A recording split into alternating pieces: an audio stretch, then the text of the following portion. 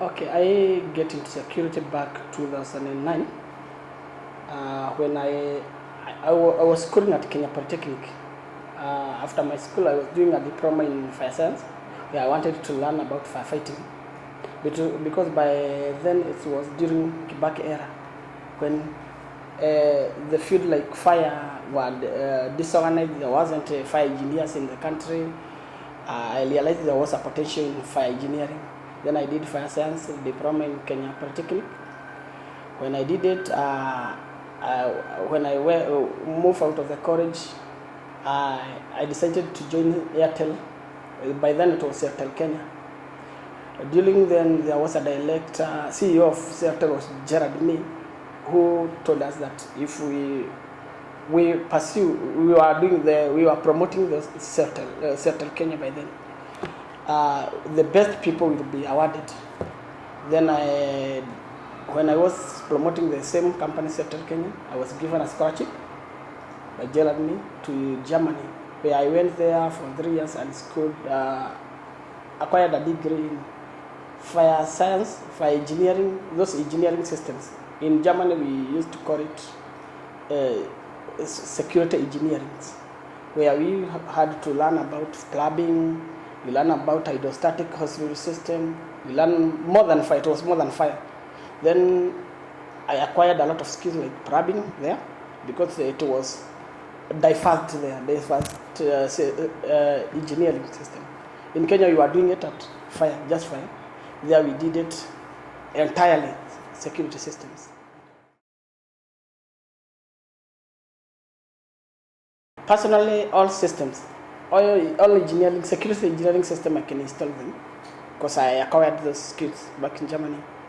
I can do all those electrical fencing, CCTV, access control, and all that.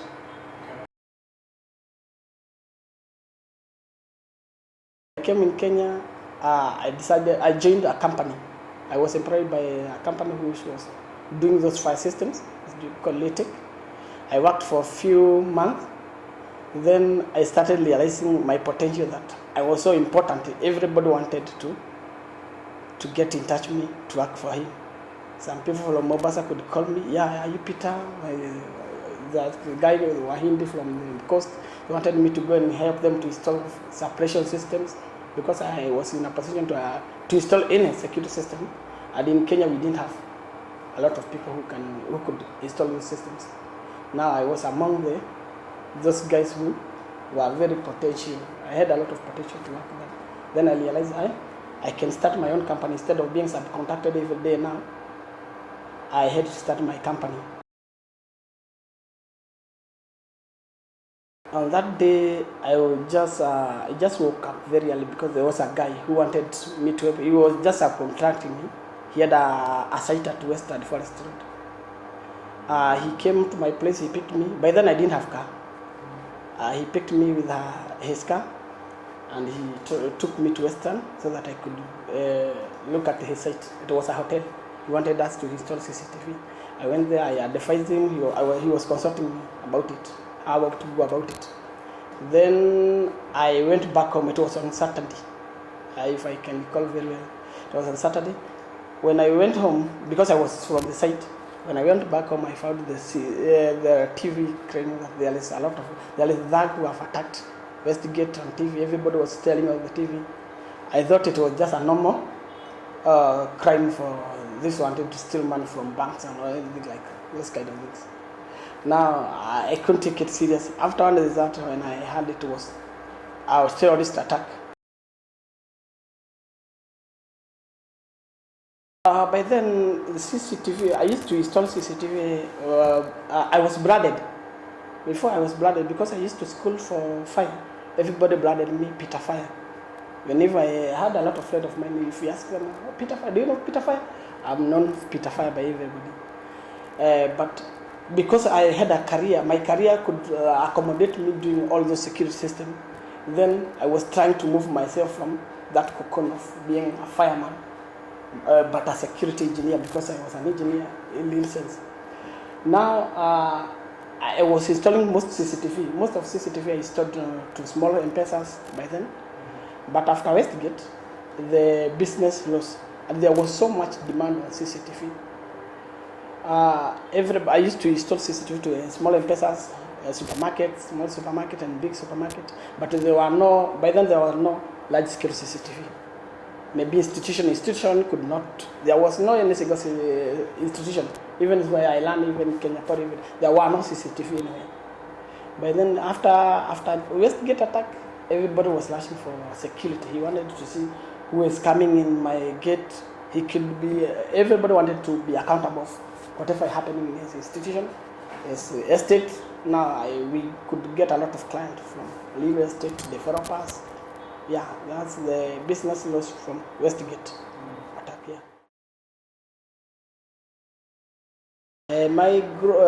You see, by then, before Westgate, I had just one office. I have got 3 new branches, and they are operating. I'm in a position to employ more than 17 people. Permanently, I have employed 17 people, but I have those other people who are doing sales and marketing. I pay them on commission. Now it seems that the company have grown. Actually, I'm in a position to have 2 cars for field work. And I'm taking, maybe I have site on Kisumu. I don't have to take my taxi there. I can take my car. I can send my guys in my car. They go there, they do their job, then they get back to Nairobi. Because it's a big problem for you to have a business while you are transporting heavy stuffs, and now you are relying on matatu. It will take a lot of. It is a very big charge, because you must lose all your things that you are transporting, and they are expensive.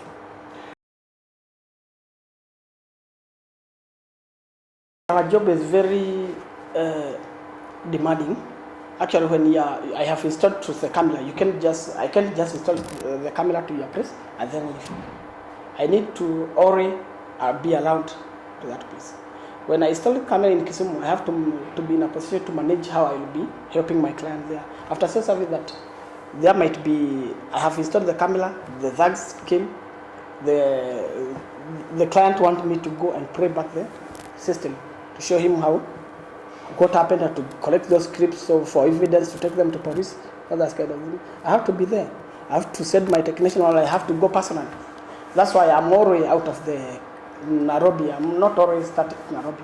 I'm already, you found me sometime, I'm in Kabarnet, I'm all over the country I go. That's why you have to go and help those clients to get the data, to back up their data, all those kind of things.